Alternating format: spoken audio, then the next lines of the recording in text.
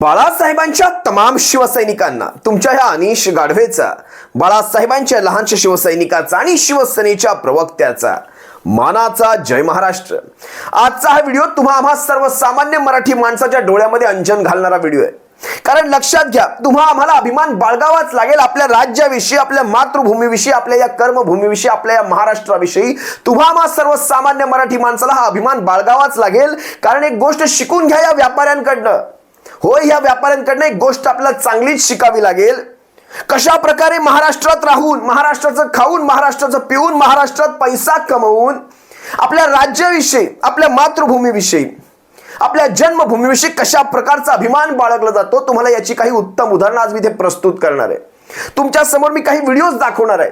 लक्षात घ्या शिवसैनिकांना, ज्यावेळेस शिवसेनेची केस नार्वेकर हाताळत होता त्या 10 तारखेला, अगदी त्याच्या दुसऱ्या आणि तिसऱ्या दिवशी 11-12 तारखेला उभ्या महाराष्ट्राचं लक्ष ज्यावेळेस शिवसेनेच्या केसवर लागलं होतं, त्यावेळेस 11 आणि 12 तारखेला गुजरातमध्ये काय घडत होतं माहिती आहे तुम्हाला? ज्यावेळेस सर्वसामान्य भारतातल्या नागरिकाचं लक्ष राम मंदिराकडे लागलं होतं, आपण सगळे राम मंदिराच्या, राम भगवानांच्या स्वागतामध्ये व्यस्त होतो, त्यावेळेस 10, 11, 12 तारखेला गुजरातमध्ये काय घडत होतं तुम्हाला सर्वांना माहिती आहे? गुजरातमध्ये घडत होतं Gujarat vibrant summit, vibrant Gujarat summit 2024। गुजरातमध्ये कशा प्रकारे इन्व्हेस्टमेंट येऊ शकतात, कशा प्रकारे गुजरातमध्ये उद्योगधंद्यांना एक पोषक वातावरण तयार केलं जाऊ शकतं, या सर्वाचा तिकडे तयारी चालू होती त्या गुजरातमध्ये। आणि आम्ही कशात व्यस्त होतो? आम्ही नार्वेकर काय म्हणतो याच्यामध्ये व्यस्त होतो, आम्ही राम मंदिराच्या स्वागतामध्ये व्यस्त होतो, प्रभू रामांच्या स्वागतामध्ये व्यस्त होतो। तुम्हाला आज एक महत्त्वाचा व्हिडिओ दाखवतो। या व्हिडिओमध्ये स्वतः या देशाचे नंबर 1 चे असतील, नंबर 2 चे असतील, सारेच्या सारे उद्योगपती कशा प्रकारे आपल्या मातृभूमीविषयी, आपल्या जन्मभूमीविषयी आपल्या भावना व्यक्त करतायत पहा। कशा प्रकारे आपल्या उद्योगधंद्यांच्या इन्व्हेस्टमेंट, त्या गुंतवणुका त्या गुजरातमध्ये घेऊन जायचा विचार करतायत। तुम्ही स्वतःच्या कानांनी ऐका। का आमचं चुकतं? का आम्हाला नावं ठेवली जातात? का आम्हाला संकुचित समजलं जातं? का आम्हाला महाराष्ट्रापुरतं समजलं जातं? कारण आम्हाला काळजी आहे या महाराष्ट्राची। आम्ही या महाराष्ट्राचं हित जाणतो। आम्हाला समस्त महाराष्ट्राचं हित कशातून लुबाडणारे, चोरून खाणारे कोण आहेत। तुम्ही सगळ्यात पहिला हा एक व्हिडिओ पहा, त्याच्या पुढे मी माझं विश्लेषण करतो। मुकेश अंबानींचा, या देशातले जानेमाने उद्योगपती, खरं तर असल्या माणसांच्या विरोधात बोलणं म्हणजे स्वतःमध्ये एक रिस्क आहे। स्वतःमध्ये अरे कधी कुणाला कोणाला संपवून टाकेल आम्हाला माहित नाही, पण तरी देखील आज महाराष्ट्रातला एक सर्वसामान्य नागरिक म्हणून आम्ही या सगळ्यांच्या विरोधात बोलतो। तुम्ही समजून घ्या, आमच्या ह्या भावनांच्या पाठीमागचा मतितार्थ तुम्ही समजून घ्या। हा व्हिडिओ पहा, मी पुढे माझं विश्लेषण करतो। I have come from the city of the gateway of India to the gateway of modern India's growth, Gujarat. I am a proud Gujarati. મને ગુજરાતી હોવાનું અભિમાન છે।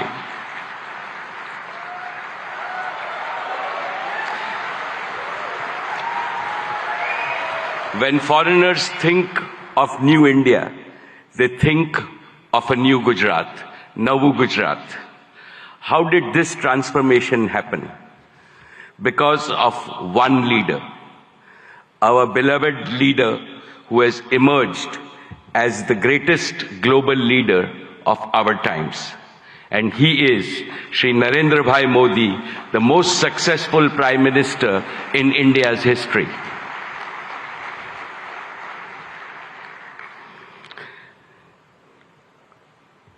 About Narendra Bhai, when you speak, the whole world not only listens but applauds you. My friends abroad ask me, what is the meaning of slogan that millions of Indians are chanting, that Modi hai to mumkin. आम्हाला उगाचच वाटायचं मुकेश अंबानी हे महाराष्ट्राचे आहेत, कारण यांचे वडील 1950 पासून महाराष्ट्रामध्ये, यांच्या वडिलांनी धीरूभाई अंबानींनी महाराष्ट्रामध्ये बिझनेस सुरू केला, महाराष्ट्रातून त्यांनी आपली प्रगती केली। आपल्याला उगाचच वाटायचं 1950 पासून हे महाराष्ट्राचे आहेत, पण ह्यांची मनं तिकडे, ह्यांची मनं गुजरातमध्ये। लक्षात घ्या, हे मुकेश अंबानी सर्व पै पाहुण्यांचं स्वागत करतात, ह्याचं श्रेय, ह्या कार्यक्रमाचं श्रेय नरेंद्र मोदींना देत आहेत। त्याच्याही पुढे जाऊन, चला श्रेय दिलं वगैरे सगळं ठीक आहे, त्याच्याही पुढे जाऊन हे जानेमाने बिझनेसमॅन काय म्हणतायत? हे म्हणतायत मी भारताचं प्रवेशद्वार असलेल्या शहरातून आलोय, म्हणजे मुंबईचा उल्लेख करतायत। मुंबई हे फक्त भारताचं प्रवेशद्वार आहे, पण हे कुठून आलेत बघा, भारताचं प्रवेशद्वार असलेल्या मुंबईतून आलेत, पण कुठे आले तर ते आले आहेत आधुनिक भारताच्या प्रगतीच्या प्रवेशद्वारात। आधुनिक भारताच्या प्रगतीच्या प्रवेशद्वारात, म्हणजे मुंबई हे फक्त प्रवेशद्वार आहे आणि गुजरात जिथे ते आलेत ते आधुनिक भारताच्या प्रगतीचं प्रवेशद्वार आहे। म्हणजे मुंबई महाराष्ट्र आता आधुनिक भारताच्या प्रगतीचं प्रवेशद्वार राहिलेलं नाही असं तुम्ही समजू शकता। त्याच्या पुढे जाऊन काय म्हणतायत मुकेश अंबानी, मला गुजराती होण्याचा सार्थ अभिमान आहे। सबंध व्हिडिओ हा इंग्रजीमध्ये होता, त्याचं मी काहीसं मराठीत ट्रान्सलेशन भाषांतर करून सांगतोय। हे म्हणतायत मला गुजराती होण्याचा अभिमान आहे आणि त्यांनी गुजराती वाक्य वापरलं, त्याच्यावर टाळ्यांचा कडकडाट झाला। त्यांनी वाक्य वापरलं, मने गुजराती होવાનું अभिमान छे, मने गुजराती होવાનું अभिमान छे। ज्यावेळेस आम्ही जय महाराष्ट्र म्हणतो, ज्यावेळेस आम्ही जय महाराष्ट्र म्हणतो, अनेकांची नाकं मुरडली जातात, अनेकांना आम्ही संकुचित वृत्तीचे वाटतो, अनेकांना आम्ही महाराष्ट्रापुरते सीमित वाटतो। अरे अभिमान आहे आम्हाला महाराष्ट्राचा आणि महाराष्ट्रीयन असल्याचा अभिमान आहे, गर्व आहे आम्हाला महाराष्ट्रीयन असल्याचा। पण लक्षात घ्या, हे त्याच्यावर टाळ्यांचा कडकडाट होतो, तो टाळ्यांचा कडकडाट जवळपास मिनिटभर चालतो। हे उद्योगपती ज्यांना खरं तर कुठल्या राज्यांशी, त्या राज्यांच्या सीमांमध्ये अडकून पडायला नको, त्यांनी संबंध देशाचा, संबंध जगाचा विचार करावा। पण शेवटी बघा, मातृभूमीविषयी प्रेम कसं असतं। आज जवळपास 90 वर्ष होत आली यांच्या पिढ्यांना महाराष्ट्रात काढून, तरी देखील हे म्हणतायत आम्हाला गुजराती होण्याचा अभिमान असावा, आपल्या मातृभूमीचा अभिमान असावा, आपल्या जन्मभूमीचा, आपल्या पूर्वजांच्या भूमीचा अभिमान असावा। पण त्याच्या पुढे जाऊन तुम्ही असं म्हणू शकत नाहीत की मी अशा भूमीतून आलोय जी गेटवे ऑफ इंडिया आहे, म्हणजे फक्त भारताचा प्रवेशद्वार आहे, पण मी जिथे आलोय ती आधुनिक भारताच्या प्रगतीचा प्रवेशद्वार। मग आम्ही कोण आहोत हा प्रश्न निरुत्तर राहिला। त्याच्या पुढे जाऊन ते म्हणतायत, तुम्ही कधी मला एक सांगा ना, एखाद्या गुजराती व्यापाऱ्याला आपसामध्ये भांडताना तुम्ही कधी पाहणार नाही, किंवा एखाद्या गुजराती व्यापाऱ्याने त्यांच्याच गुजरातच्या राजकारणाच्या विरोधात बोलताना तुम्ही कधीही पाहणार नाही। भले मनातून कितीही शिव्या घालत असतील, पण कधीही थेट टीका कधीही करत नाहीत। हे गुण घ्यायला पाहिजेत, हे गुण आत्मसात करायला पाहिजेत। आपण ह्यांची गेल्या 25-30 वर्षाची मैत्री शिकलो, आपण ह्यांना आपली मैत्री शिकवली, पण ह्यांच्याकडून ते राजकारणाचे धडे घेतले नाहीत। भारतीय जनता पक्षाकडनं आपण राजकारणाचे धडे घेतले, आपण कायम 80% समाजकारण करत राहिलो, पण 20% राजकारण जे बाळासाहेबांनी सांगितलं ते आपण कधी केलेलं नाही। हे कधीही एकमेकांचे पाय ओढत नाही। तुम्हाला एक साधासा विनोद सांगतो, एका बादलीमध्ये खेकडे होते, एका बादलीमध्ये, मराठी माणसाला खेकड्याची उपमा का दिली जाते पहा। एका बादलीमध्ये खेकडे होते, एक सहज ग्राहक आला, तो म्हणाला तुम्ही बादली अशी उघडी ठेवली आहे। त्या व्यापाऱ्याला विचारतो, हे खेकडे जर पळून गेले तर? ते काय म्हणतो माहितीये, तो व्यापारी म्हणतो हे खेकडे पळून जाणार नाहीत, कारण हे आतल्या आतच एकमेकांच्या तंगड्या ओढणार। का बरं मराठी माणसाला अशी खेकड्याची उपमा दिली जाते? त्याची ही सार्थक आणि एकदम अशी रूपक उदाहरण आहेत। अगदी हे योग्य चपकल बसतं आपल्या मराठी माणसांवर, खेकड्याची प्रतिमा, खेकड्याची उपमा। त्याच्या पुढे जाऊन तुम्हाला सांगतो, आणि ही खेकड्याची उपमा बदलायची बरं, हे फार झालं, कित्येक वर्षांपासून आपण हे करत आलो, अगदी पानिपतापासून आपण हे करत आलो, हे बदलायची आपल्याला, तुम्ही आम्ही हे बदल घडवून आणू शकतो। आज आपण लढतो, आज आपण भिडतो, आज आपण नडतो, म्हणून आज आपण संपवले जाण्याच्या मार्गावर आहोत।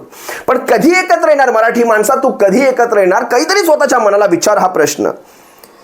गरज आहे ती आता एकत्र येण्याची गरज आहे। मी तुम्हाला दुसरा आणखी एक व्हिडिओ दाखवतो, ज्याच्यामध्ये यांच्या वडिलांनी यांना काय शिकवण दिली आहे त्याविषयी सांगतात। मुकेश अंबानी आपल्या वडिलांविषयी देखील सांगतात आणि त्याच्या पुढे फार महत्त्वाची वाक्य बोलतात। तुम्ही हा दुसरा व्हिडिओ देखील ऐका, मी तुमचं पुढचं विश्लेषण त्याच्यानंतर करतो। I will never forget what my father, Dhirubhai Ambani, used to tell me in my childhood.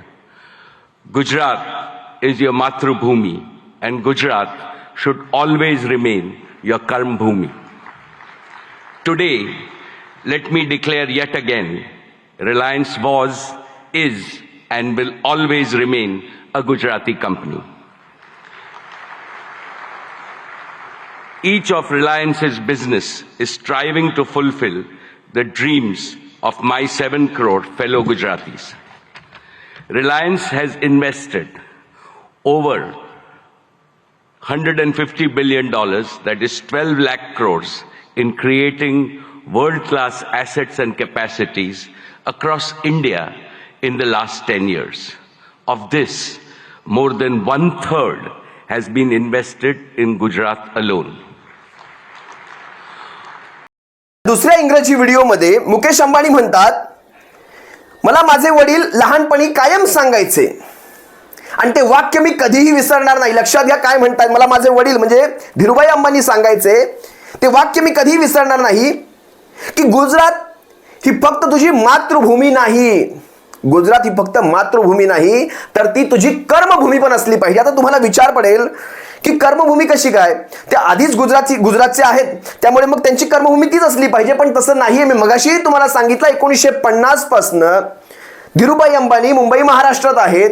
इथे ते आपला बिझनेस करत होते. म्हणजे जवळपास 50 ते आज 2024 जवळपास ही 74 वर्ष झाली. या 74 वर्षांनंतर देखील त्यांना असं वाटतं आपली कर्मभूमी ही गुजरातच असली पाहिजे, महाराष्ट्र नाही. आणि त्यांनी अभिमानाने तिथे एक गोष्ट डिक्लेअर केली. काय केले बघा. ते म्हणतायत आज मी पुन्हा स्पष्ट सांगतो, रिलायन्स वॉज, तुम्ही ऐकलं असाल मगाशी इंग्रजीमध्ये, Reliance was, Reliance is and Reliance will always remain a Gujarati company. याचा अर्थ काय. आपण फार शांत राहतो मराठी माणसं, आपण फार शांत राहतो. पण हे नाकावर टिचून तुमच्या येऊन डायलॉग मारतात. आज आपण त्यांचा धंदा मुंबई महाराष्ट्रात वाढवतो. आज साऱ्याच्या साऱ्या महाराष्ट्रामध्ये ह्यांचे हब बनले. जिकडे पाहावं तिकडे रिलायन्स, जिकडे पाहावं तिकडे रिलायन्स. पण यांच्या मनात काय चाललंय पहा. हे म्हणतायत Reliance is, Reliance was and Reliance will always remain a Gujarati company. किती छान डायलॉग मारला. टाळ्या वाजवा पेढे वाटा, मराठी माणसा पेढे वाटा, वाटा पेढे. अभिमान बाळगायला हवा. सर्वसामान्य महाराष्ट्रातल्या नागरिकांना हा अभिमान बाळगायला हवा. हा व्हिडिओ खऱ्या अर्थाने त्या पालकांना समर्पित आहे, त्या विद्यार्थ्यांना समर्पित आहे जे दिवस रात्र अभ्यास करतात, दिवस रात्र मेहनत करतात. जे पालक दिवस रात्र आपल्या पोटाला चिमटे काढून मुलांना शिकवतात त्या पालकांसाठी आहे की उद्या तुम्ही हे सगळं केल्यानंतर तुम्हाला या महाराष्ट्रात उद्योगधंदे भेटणार आहेत का, तुम्हाला तुमच्या विद्यार्थ्यांसाठी, तुम्हाला तुमच्या पाल्यांसाठी या महाराष्ट्रात नोकऱ्या मिळणार आहेत का, याचा विचार करा. त्याच्या पुढे जाऊन हे मुकेश अंबानी मगाच्या व्हिडिओमध्ये काय म्हणाले जो तुम्ही ऐकलात, each of Reliance businesses 7,000 crore, माफ करा, रिलायन्सचा प्रत्येक बिझनेस 7 कोटी गुजराती माणसांच्या स्वप्नांना पूर्ण करण्याच्या दृष्टीने काम करेल. 7,000 कोटी नाही, 7 कोटी. प्रत्येक रिलायन्सचा बिझनेस हा 7 कोटी गुजरातींच्या स्वप्नांना पूर्ण करण्याच्या दृष्टीने काम करेल. याचा अर्थ काय. म्हणजे महाराष्ट्रातली 12 कोटी जनता आम्ही फाट्यावर मारतो, पण आमचा प्रत्येक बिझनेस हा 7 कोटी गुजरात्यांच्या स्वप्नांना पूर्ण करण्याच्या दृष्टीने काम करेल. ह्याचा अर्थ काय मराठी माणसा. हा प्रश्न कधी स्वतःच्या मनाला विचार. 12 लाख कोटींची इन्व्हेस्टमेंट गेल्या 10 वर्षात आम्ही संबंध देशभर केलेली आहे. 12 लाख कोटी आणि त्यातली 1/3 इन्व्हेस्टमेंट आम्ही फक्त एकट्या गुजरातमध्ये केले. तर त्याच्यावर टाळ्यांचा कडकडाट होतो, टाळ्यांचा कडकडाट. 12 लाख कोटींची 1/3 इन्व्हेस्टमेंट म्हणजे जवळपास 12 लाख कोटी. जर हा 1 रुपया असेल तर त्यातली 12ने इन्व्हेस्टमेंट आम्ही एकट्या गुजरातीत केली आणि 4नेची इन्व्हेस्टमेंट उर्वरित देशात केलेली आहे. याचा अर्थ तुम्हाला जर समजत नसेल तर आपल्यासारखे षंढ आपणच. याच्यापेक्षा जास्त घाणेरडं उदाहरण मी देऊ शकत नाही. पुढे जाऊन 5 गोष्टी करणार आहेत गुजरातमध्ये. लक्षात घ्या 5 गोष्टी कुठल्या. त्यांनी त्या मुख्यमंत्र्याला एक आश्वासन दिलंय. तिथे गुजरातचा पटेल म्हणून मुख्यमंत्री बसला होता. त्याला आश्वासन काय देत आहेत. निसर्गाला हानिकारक नसलेले ऊर्जा स्रोत तयार करण्याचा, आम्ही गुजरातला एक ग्लोबल लीडर बनवण्याचा एक मोठा प्रयत्न करणार आहोत. आणि त्याची सुरुवात 2024च्या अंतिम महिन्यापर्यंत होऊन देखील जाईल. पुढे बघा काय म्हणतायत. गुजरातच्या गरजेच्या म्हणजे गुजरातला जेवढी विद्युत ऊर्जा लागते त्याच्या 50% विद्युत ऊर्जा तयार करण्याचा प्रोजेक्ट आम्ही जामनगर गुजरातमध्ये बनवायला सुरुवात देखील केलेली आहे. म्हणजे 50% ऊर्जा एकट्या गुजरातमध्ये, ती देखील ग्रीन म्हणजे निसर्गाला हानिकारक नसलेली ऊर्जा. आणि पुढे आणखी एक त्यांनी आश्वासन दिलंय. आणि गुजरातला स्वच्छ ऊर्जा निर्माण करणाऱ्या उपकरणांच्या निर्यातीमधला आम्ही एक मास्टर बनवणार आहोत. स्वच्छ म्हणजे जी ग्रीन एनर्जी आपण ज्याला म्हणतो. मला एक सांगा ना, बारसू तुम्ही मागे पाहिलं असेल, आपल्याकडे आंदोलन झाली, लाठीचार्ज झाला बारसूमध्ये, शेतकऱ्यांवर लाठीचार्ज झाला. हे असले घाणेरडे उद्योग ज्याला शिवसेनेने सपोर्ट केलाय की हे उद्योग आमच्याकडे होणार नाहीत, हे उद्योग आमच्याकडे, एनरॉन असेल, या सगळ्या उद्योगांना महाराष्ट्र, कोकणची भूमी, जी कोकणची भूमी निसर्गाने संपन्न आहे अशा भूमीमध्ये हे बाकीचे घाणेरडे उद्योग. पण गुजरातमध्ये निसर्गाला पूरक असलेले उद्योग किंवा अशा प्रकारचे ऊर्जा स्रोत निर्माण करण्याचे प्रोजेक्ट तिकडे घेऊन जायचे. तुम्हाला याच्यातून काही कळत असेल तर सांगा शिवसैनिकांनो, शिवसेनेचा कुठे चुकलं सांगा. जर आपण नडलो तोडलं ह्यांना तर आपण कुठे चुकलो सांगावं. मी तुम्हाला आणखी एक व्हिडिओ दाखवतोय. याच्या पुढचा व्हिडिओ असेल हा अदानींचा. आता अदानी हे वेगळं सांगायला नको.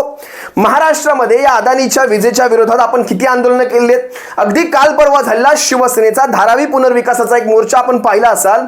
शिवसेना उघडपणे नडते, उद्धव साहेब उघडपणे नडतात, भिडतात, फोडतात. पण आम्ही झुकले जात नाहीत. या व्यापाऱ्यांच्या पुढे आम्ही झुकले जात नाहीत. त्या धारावीच्या विकासामागे किती मोठं राजकारण आहे तुम्हाला तेव्हा कळालं असेल. मी तुम्हाला त्याच्यावरही एक मोठा व्हिडिओ केला होता.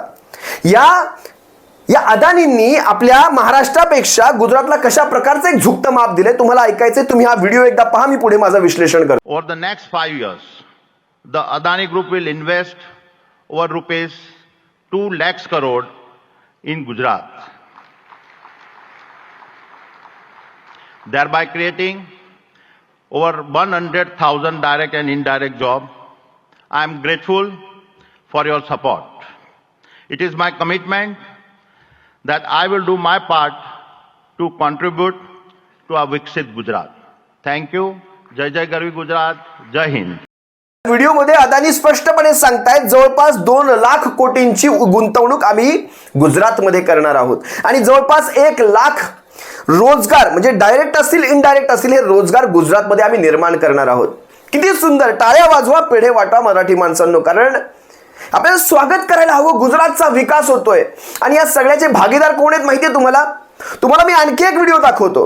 ह्या व्हिडिओमध्ये ज्यांच्याकडे या देशाचं सगळ्यात महत्वाचं असं खातं आहे जे महाराष्ट्राच्या दृष्टीने अतिशय महत्वाचं आहे, MSME सारखं सूक्ष्म लघु सारखं खातं. इव्हन तुम्हाला नाव कळालं असेल, नारायण राणे हा सूक्ष्म लघु खात्याचे केंद्रीय मंत्री, केंद्रीय राज्यमंत्री म्हणू शकता तुम्ही. या केंद्रीय मंत्र्याने तिकडे जाऊन एक भाषण ठोकलंय. त्या भाषणामध्ये कशा प्रकारे गुजरात मधलं भारतीय जनता पक्षाचं सरकार हे उद्योगधंद्यांना पूरक असं वातावरण तयार करतंय. थोडी तरी लाज किंवा ह्या सगळ्या गोष्टी बाळगायला हव्या होत्या या राजकारण्यांनी. खरंच आपण कुठे चाललोय. आपण चला स्वतःच्या वैयक्तिक स्वार्थासाठी आपण हे सारं करतोय तोपर्यंत ठीक आहे, पण या राजकारण्यांना एका गोष्टीची मनातून तरी थोडीशी वाटली पाहिजे की आपण नेमकं हे काय करतोय. आपण राज्याच्या पुढच्या 7 पिढ्यांचं नुकसान करून जातोय. कशा प्रकारे हे केंद्रीय मंत्री, MSMEचे मंत्री आपली विधानं करतायत पहा. गुजरातच्या त्या लाळघोटेपणाचा मला तिथे किळस आली त्याची आणि कळस गाठला. तुम्ही हा व्हिडिओ पहा, मग मी तुम्हाला पुढे माझं विश्लेषण करतो. वाइब्रेंट गुजरात में आके कैसे लग रहा है, यहाँ पर आज तक का निवेशकों का जो ये है रिस्पांस है वो कैसे है और इसमें उन्नति की ओर हम जब बढ़ रहे हैं तब कितना फ़ायदा होगा. वाइब्रेंट गुजरात समिट में आकर मुझे बहुत ही अच्छा लगा है. वातावरण उद्योग के लिए, निवेश के लिए बहुत ही अच्छा वातावरण गुजरात में बना है. इंफ्रास्ट्रक्चर में और उद्योग क्षेत्र को सहयोग करने के लिए गुजरात सरकार की पॉजिटिव भूमिका है.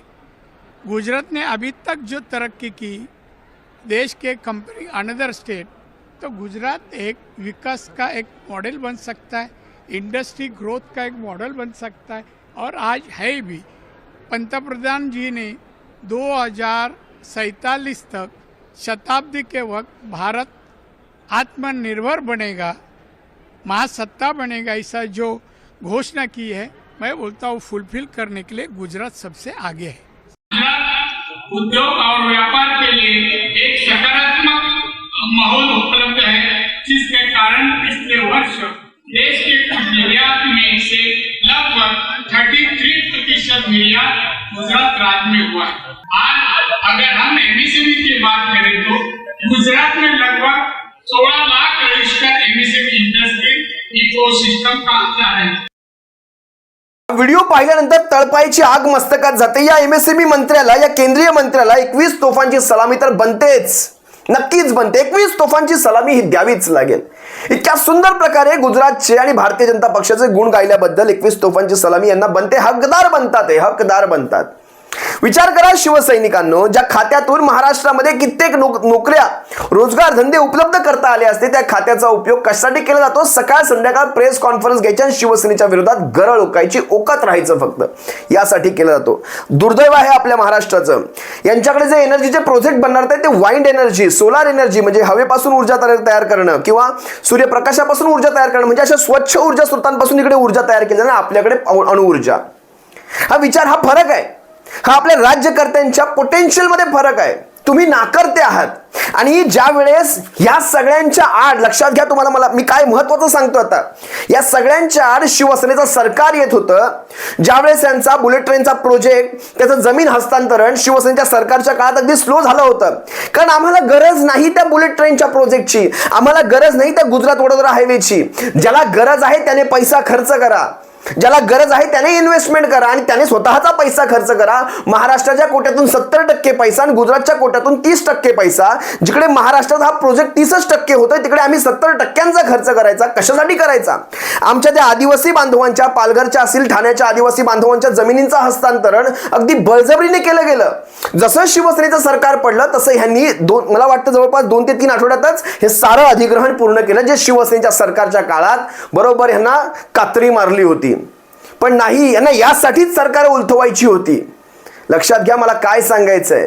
आज आपण महाराष्ट्राचा स्वाभिमान, अभिमान बाळगतो. लक्षात घ्या, यांचे मुंबईतून कोण सगळं ह्यांना तिकडे न्यायचंय. मग मुंबईत यांचा मिहिर कोटेचा आमदार बनतो, यांचा पराग शहा आमदार बनतो, यांचा मला वाटतं ह्यांच्या आमदारांची तुम्हाला नावं सांगतो. प्रकाश मेहता एक आहेत, मंगल प्रभात लोढा जे मुंबईचे पालकमंत्री आहेत.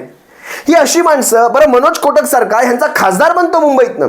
एका मराठी माणसाचं नाव सांगायचं जो महाराष्ट्राच्या बाहेर जाऊन गुजरातमध्ये आमदार, खासदार, साधा नगरसेवक झाल्याचं सांगायचं. अगदी सीमेचा भाग सोडला तर, सीमावर्ती भाग. मुंबई महानगरपालिकेत त्यांच्या 84 पैकी जवळपास 46 नगरसेवक हे गुजरातचे.